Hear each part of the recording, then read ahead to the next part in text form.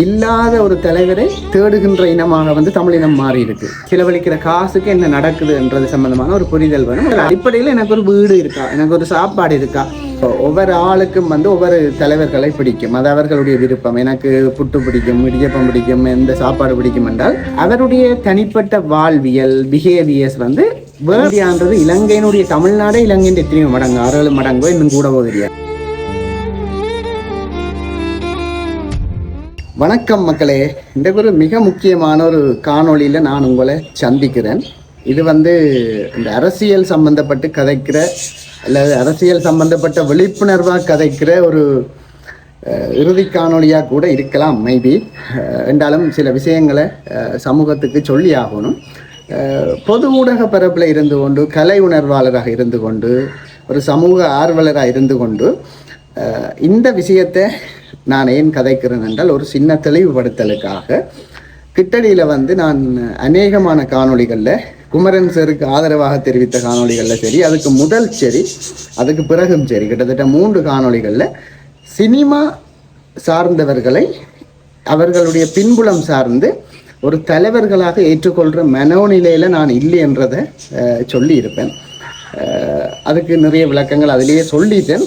என்றாலும் இப்போது மதிப்புக்குரிய நடிகர் விஜய் அவர்கள் இந்தியாவினுடைய தமிழ்நாட்டினுடைய மாண்புமிகு முதலமைச்சராக தெரிவு செய்யப்பட்டிருக்கார். அவருக்கு வாழ்த்துக்களும் பாராட்டுக்களும். நல்லது நடக்க வேணும், இளைஞர்கள் ஒரு நல்ல பாதையில் செல்றதுக்கு வழிகாட்டியாக இருக்க வேணும். அதுக்கு முதல் இன்றைக்கு நாங்கள் சாதாரண ஆள் எல்லாம் அரசியல் கதைக்கலாமா அல்லது அரசியல் ஏன் கதைக்க வேண்டும் என்ற ஒரு கேள்வி கொண்டு இருக்குது இல்லையா? ஒரு சாதாரணமானவரால் ஏன் அரசியல் பேச வேண்டும் அல்லது அரசியல் தெளிவு நிலையை ஏன் அடைய வேண்டும் என்ற ஒரு எண்ணப்பாங்க எல்லார்கிட்டையும் இருக்குது. ஏன் அரசியல் கதைக்க வேணும்? எல்லாரும் இந்த காணொலியை வடிவாக கேளுங்கோ. இனியில் என்ற நிறைய இரகசியமான தகவல் எல்லாம் நான் உங்களுக்கு சொல்ல போகிறேன். ஏன் கதைக்க வேணுமெண்டா, இன்றைக்கு நாங்கள் நான் ஏழ் படிக்க இலங்கையில் ஒரு பொருளை நான் 100 ரூபாய்க்கு வாங்குறேன் என்றால் அதனுடைய உண்மையான பெறுமதி 37 ரூபாவும் 33 ரூபா தான். மிச்சம் வரிகளாகத்தான் நாங்கள் செலுத்துகிறோம். நிறைய விஷயம் வரியாகத்தான் வருது. 33 ரூபாய் தான் அது என்ன பெறுமதினா நீங்கள் எத்தனை பேர் நம்புவீங்க? இன்றைக்கு நீங்கள் வாங்குகிற வாகனங்கள் சரி, பெரிய ஆடம்பர பொருட்கள் எல்லாம் விலை அதனுடைய உண்மையான பெறுமதி இல்லை, தெரியும் தானே எல்லாருக்குமே. சிலதுக்கு 200% வரி இருக்குது, 100% வரி எல்லாம் இருக்குது. இந்த வரி யார் கட்டுன்னு நினைக்கிறீங்க? நாங்கள். இப்போ இந்த வரிப்பணத்தை வச்சு தான் ஒரு சிஸ்டம் மெயின்டைன் ஆகி அதை வச்சு தான் இந்த அரசாங்கம் அல்லது அரச இயந்திரம் நடைமுறைப்படுத்துறது. இந்த காசுலாம் ஃப்ரீ மெடிசின், ஃப்ரீ எஜுகேஷன் எல்லாம் செய்கிறது. இப்போ இந்தியாவில் போய் விஜய் அவர்கள் ஏதாவது மாற்றத்தை ஏற்படுத்த போகிறாரா அல்லது சிஸ்டம் கிரியேட் பண்ண போகிறாரா? இல்லை, ஆல்ரெடி இருக்கிற சிஸ்டம் இருக்குது, நல்ல சிஸ்டம் உண்டு. அதை இவர் என்ன செய்வாருன்னா, சில எங்கெங்கே கேப் இருக்கோ அதை ஃபில் பண்ணி ஒரு நல்ல ஆட்சியை செய்வார். அதுதான் அங்கே நடக்க போகுது. அது மக்கள் வரவேற்பார்கள், நல்ல செய்த வரவேற்பார்கள். பிரச்சனை என்னன்னா, அப்போ ஒவ்வொரு ஆளும் அரசியல் பேச வேண்டும் ஏனென்று சொன்னால், அரசியல் பற்றி அரசியல் உரிமை இருக்குது ஏனென்று சொன்னால், அவர்களுக்கு அந்த தெளிவு, நாங்கள் கொடுக்குற ஒவ்வொரு ரூபாவும் எங்கே போகுது, நாங்கள் செலவழிக்கிற காசுக்கு என்ன நடக்குது என்றது சம்பந்தமான ஒரு புரிதல் வேணும். அப்போ அதால் எப்போவுமே தன்னை சுற்றி ஒவ்வொரு மனிதன் எப்பவும் செக்யூரிட்டியாக ஃபீல் பண்ணுறானோ அப்போ தான் அவன் அடுத்த கட்டத்தை நோக்கி சிந்திப்பான். இப்போ பாதுகாப்புணர்வு எப்படி வருமெண்டா, அரசியல் சுதந்திரம் அல்லது என்னை சுற்றி ஒரு நல்ல ஒரு சிஸ்டம் இருக்குதுன்னு சொன்னால் தான் நான் ஃப்ரீயாக ஃபீல் பண்ணி அடுத்த கட்டத்துக்கு யோசிப்பேன். அது மேஸ்லோண்டால் தியரியிலேயும் இருக்குது, படித்தாக்களுக்கு தெரியும். என்னென்னா, முதல் உணவு, உடை இதெல்லாம் இருந்தால் தான் நான் அடுத்த பற்றி சிந்திப்பேன். பிறகுதான் எனக்கு ஒரு ஃபோன் வேண்டணும், ஒரு பாதுகாப்பு வசதி, அல்லது எனக்கு ஒரு ஆடம்பரமாக மாபிள் வதிக்க வேணும், அப்படி யோசிக்கிறது முதல் அடிப்படையில் எனக்கு ஒரு வீடு இருக்கா, எனக்கு ஒரு சாப்பாடு இருக்கா, நித்திர ஓடுற இடம் இருக்கா, இதைத்தான் யோசிப்பேன். இதுக்கு பிறகுதான் சமூக அந்தஸ்து, நான் அரசியலில் வர வேணும் அல்லது ஒரு நடிகராக வர வேணும், இப்படியெல்லாம் நான் சிந்திக்கிறது இந்த அடிப்படையில் இருக்கிற இந்த விஷயங்கள் எல்லாம் கிடைச்ச பிறகுதான் கடைசியாக செல்ஃப் ஸ்டீம்னு சொல்லி ஒரு பூரண சுதந்திரமாக நான் உணர்றேன்னு யோசிக்கிறேன். அப்போ எல்லாருமே அரசியல் ரீதியாக சிந்திப்பார்கள் தான். ஆனால் சிந்திக்கிற அளவு வேறுபட்டு கொண்டு இருக்கும். இதுதான் உண்மை. அதால தான் ஒவ்வொரு ஆளுமே அரசியல் ரீதியான விழிப்புணர்வு அவசியம். இப்போ நான் கதைக்கான விஷயம் என்னென்னா, ஏன் திருப்பவன் சொல்கிறேன், அந்த காணொளிகளில் நான் பலமான விமர்சனங்களை முன் வச்சிருப்பேன். அதற்கு மன்னிப்பு கேட்டுக்கொள்கிறேன். ஏன்னு சொன்னால், இப்போ ஒவ்வொரு ஆளுக்கும் ஒவ்வொரு தலைவர்களை பிடிக்கும், அது அவர்களுடைய விருப்பம். எனக்கு புட்டு பிடிக்கும், இடியப்பம் பிடிக்கும், எந்த சாப்பாடு பிடிக்கும் என்றால் அது என்னுடைய டேஸ்ட், என்னுடைய விருப்பம். அதை வந்து மற்றவர்கள் விமர்சிக்க முடியாது. சமூக நோக்கத்தில் நன்மைகள் அதுக்கு அப்படி உங்களுடைய மனம் காயப்பட்டிருந்தால் அதுக்கு மன்னிச்சு கொள்ள வேண்டும். என்றாலும் சமூக நோக்கத்தில் அதை ஏன் அப்படி சொன்னதென்ற ரீசன் என்றால், ஒரு தலைவர் என்றவர் வந்து ரோல் மாடல், ஒரு சமூகத்துக்கு வந்து ரோல் மாடல், அதாவது முன்மாதிரியா இருக்க வேண்டிய ஒரு ஆள். அப்ப அவருடைய தனிப்பட்ட வாழ்வியல் பிஹேவியர்ஸ் வந்து வேற கம்யூனிட்டி பார்க்காது. இப்போ ஒரு வெள்ளைக்காரர் வந்து பக்கத்து வீட்டை பார்க்குறீங்க, பக்கத்து வீட்டை யார் இருக்கிறார், பக்கத்து ரூம்ல யார் இருக்கிறார், நீங்க ரோட்ல விழுந்து இருந்தாலும் அதை வந்து உங்களுக்கு வந்து ஹெல்ப் பண்ணி அவங்க ஏன் விழுந்த நீங்க எப்போ விழுந்த நீங்க காய்ச்சல் காய்தல் வந்து கேட்க போறது இல்லை. அப்படியான கம்யூனிட்டியில அதை ஏற்றுக்கொள்ளப்படலாம். ஆனா எங்களுடைய கம்யூனிட்டியில வந்து ஒரு இன்ஃப்ளூயன்சரையே நிறைய விஷயமா பார்ப்பினோம் என்றால், ஒரு பொலிட்டிக்கல் லீடர், ஒரு இன்ஃப்ளூயன்சர் ஒரு யூடியூபர் வைங்கோன், அவர் செய்யறதே நிறைய விஷயம் ஒரு சமூகத்தில் இன்ஃப்ளூயன்ஸ் பண்ணுமெண்டா ஒரு பொலிட்டிக்கல் லீடர் வந்து அவரை வலுவாக கண்காணிப்பார். ஸோ அதால தான் அவருடைய பர்சனலை வந்து பல பேர் கதைத்திருந்தார்கள்.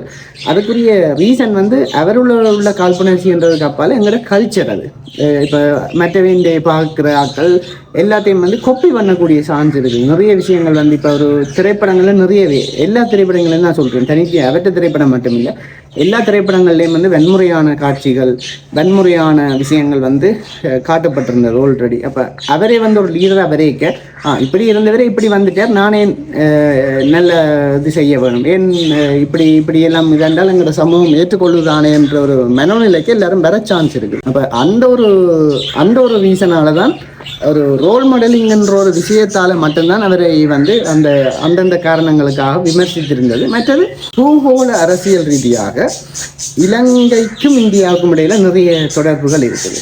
இப்போ போராட்டத்தின் ஆரம்ப காலங்களாக இருக்கலாம் சரி, போராட்டங்கள் முடிவு பெற்ற, அதாவது தீட்டுக்கட்டையிலேயே கை வச்சதால போராட்டம் வந்து முடிவுறுத்தப்பட்டது எல்லாருக்குமே தெரியும். என்ன விஷயம் என்று நான் சொல்லிடுறேன், உங்களுக்கே தெரியும். இப்போ கத்தி தீட்டுக்கட்டையை தான் இருந்தால் அதுலேயே பிடிச்சி கொத்தினா என்ன செய்யும், தீட்டுக்கட்டை பிடிச்சி கத்தியை தான் தூக்கி தலைகளாக அடிக்கும். ஸோ இப்படியான விஷயங்கள் எல்லாம் இருக்குது, நிறைய வரலாற்று தவறுகள் எல்லாம் இருக்குது. அது எங்களுக்கு சின்னப்படிகளுக்கு தேவையில்லை, அதை நீ புதுசாக அதை பற்றி கதைக்கிறதுல எந்த வித பிரியோசனமும் இல்லை. ஆனால் இப்போ இலங்கைன்றது ஒரு குட்டி நாடு, எங்களுடைய நாடு ஒரு குட்டி நாடு.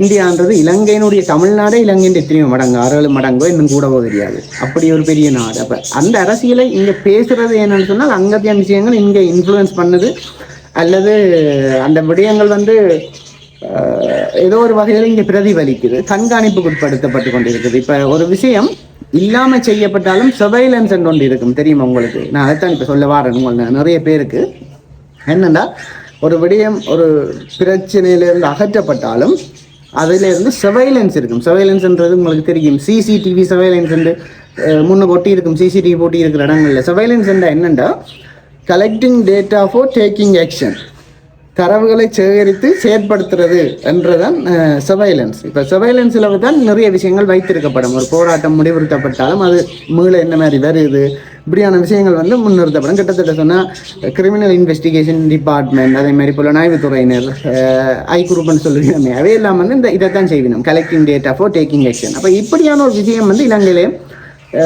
யுத்தம் கவனிக்கப்பட்டு ஒரு 15 வருடங்களுக்கு மேற்பட்டாலும் இந்த விஷயங்கள் வந்து நடந்து கொண்டு தான் இருக்கும். சொல்ல வர விடயம், இலங்கையில் இப்படியெல்லாம் நடந்தது, முடிஞ்சது, அதெல்லாம் போயிட்டது. எங்களோட பிரச்சனை என்னண்டா, இப்போ நாங்களே இந்த ஒரு அந்த நாட்டு ஒரு தெரிவு செய்யப்பட்டிருக்கக்கூடிய ஒரு மாநிலத்தில் தெரிவு செய்யப்பட்டிருக்கக்கூடிய தலைவர் ஏன் இவ்வளவு செலிபிரிட்டியாக கொண்டாடினோம். இலங்கையில் கூட அண்மைய தினங்களில் பார்த்தேன், சகோதரர்கள் நிறைய விஷயம் செய்யணும், நல்ல விஷயங்களும் செய்யணும், நிறைய பேர் இதில் வந்து விமர்சிக்கக்கூடாதுன்னு அவர்களே சொல்லினோம், பண்பான முறையில் வந்து இதை சொல்லி. ஸோ விமர்சிக்கிறதுக்கு நிறைய விஷயம் செய்யணும். என்ன அது இந்த இன்டென்டா இல்லாத ஒரு தலைவரை தேடிக்கொண்டு திரிக்கணும், அதுதான் அங்கே உள்ள பிரச்சனை.